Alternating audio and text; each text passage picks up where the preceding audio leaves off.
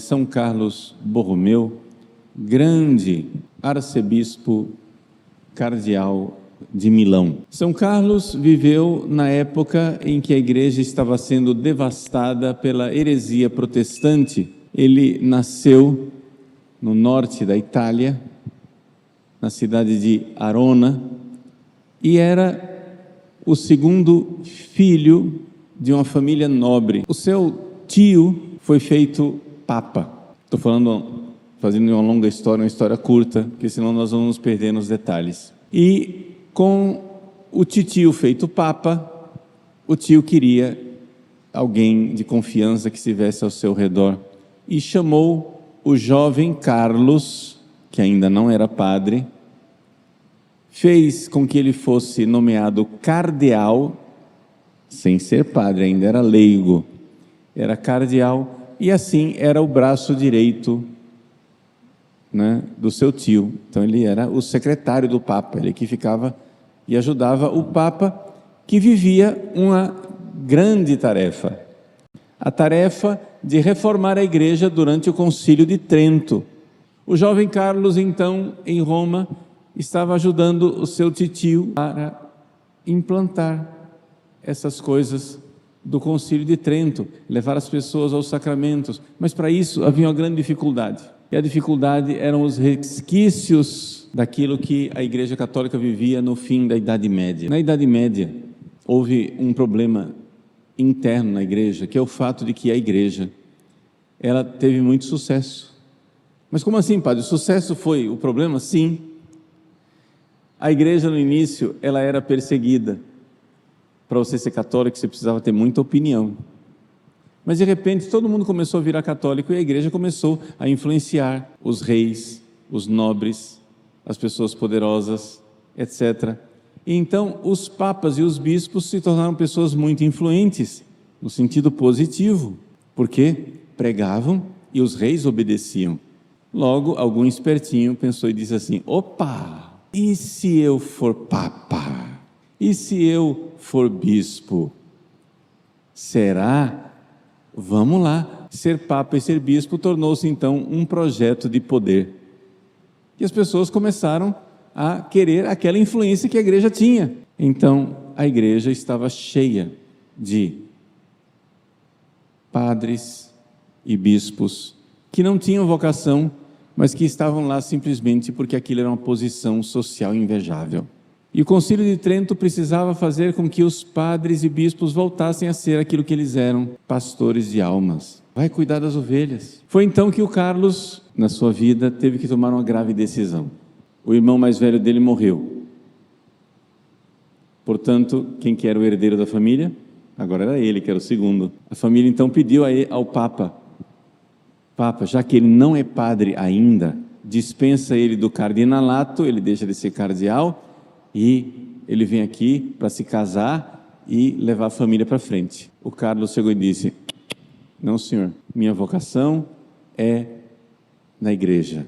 Então, depois de muita briga, ele foi ordenado padre, depois foi escolhido como arcebispo de Milão, e vejam só que coisa extraordinária. Uma vez que ele foi feito arcebispo de Milão, ele chegou e disse para o Papa: tio, eu vou tomar posse da minha diocese. E o tio se descabelou e disse: não, eu fiz você arcebispo de Milão para você ficar aqui comigo em Roma e me ajudar. Eu só fiz você arcebispo para você ser importante. Disse: não, mas as almas das pessoas lá em Milão precisam de um bispo.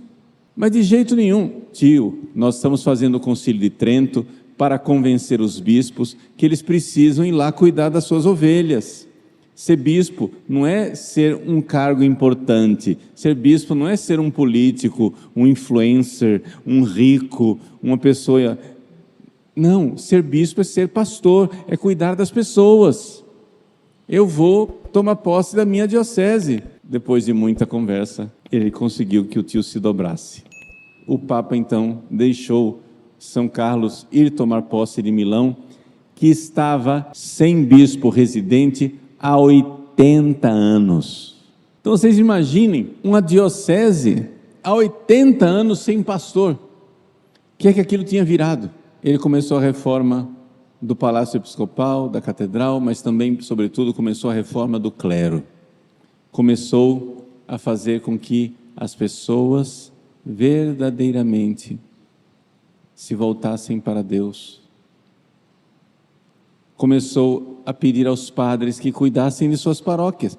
Eu vim aqui, tomei posse da diocese para cuidar de vocês, padres. Agora, senhores padres, os senhores tomem posse de suas paróquias e cuidem dos seus fiéis.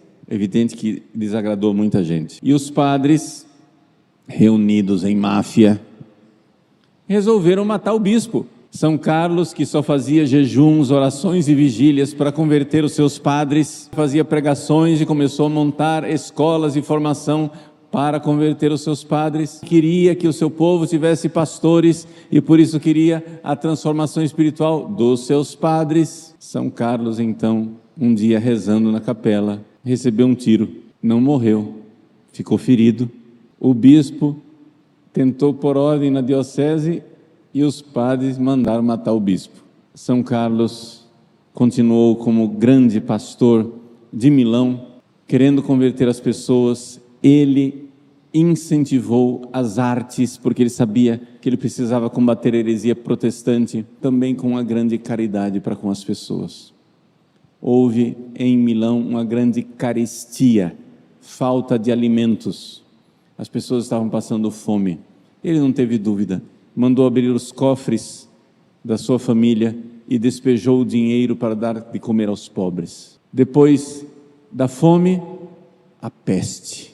Da Hungria veio a peste negra, que contaminou Milão. O saldo final foram mais de 17 mil pessoas mortas, numa cidade que era pequena na época. Não se podia reunir as pessoas dentro da igreja para rezar por causa do contágio da peste.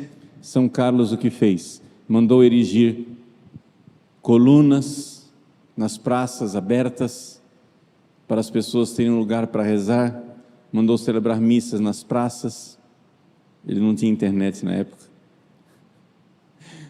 Mandou celebrar missa nas praças para que as pessoas pudessem assistir à missa, mesmo que espalhadas e longe umas das outras. Fez procissões, súplicas, pedidos a Deus e então passou a peste. Mas São Carlos havia se desgastado. Com 46 anos de idade, ele era um velho. Com tão somente 46 anos, o seu corpo estava consumido de vigílias, de jejuns, de penitências, de sacrifícios, porque não era fácil converter padres.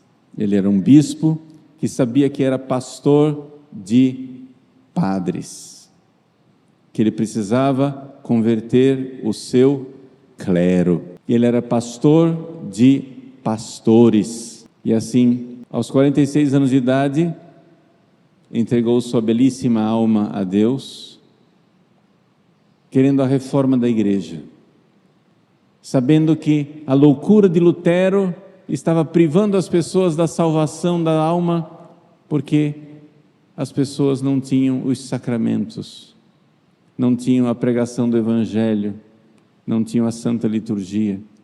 Ele então reforma o clero para dar ao povo os sacramentos, a pregação, a liturgia. Grande realizador das reformas, da verdadeira reforma da igreja, do Concílio de Trento. São Carlos Borromeu, que viveu numa época em que o Brasil estava nos seus alvores. Interceda no céu por nós e de lá do céu nos dê a graça de termos sempre santos sacerdotes que nos conduzam a Deus através da reta pregação dos sacramentos e da santidade de vida.